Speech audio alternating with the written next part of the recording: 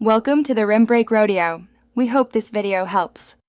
You start by confirming prerequisites: Windows Terminal, a shell profile like PowerShell or WSL, and a patched Nerd font.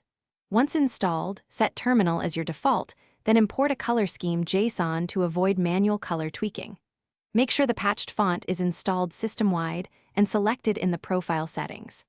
Now open Terminal and create a new profile for experimenting. This isolates changes and prevents disrupting your main workflow. Next, you modify the profile details to craft the look.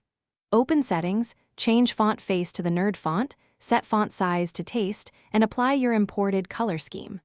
Once done, add a subtle background image or enable acrylic with controlled opacity. This creates depth without distraction.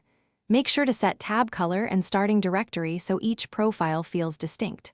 Finally, define key bindings for split panes and save a layout. This makes for final polish, install a prompt enhancer like Oh My Posh or Starship and pick a theme that uses icons and segments. Configure it in your shell init file. Once applied, test glyph rendering across tabs. If icons break, ensure font fallback or install missing glyph fonts. Make sure to export or backup settings. JSON before deep changes. If things go wrong, restore that backup. If icons still fail, restart Terminal and log out once to reload system fonts. Thanks for watching.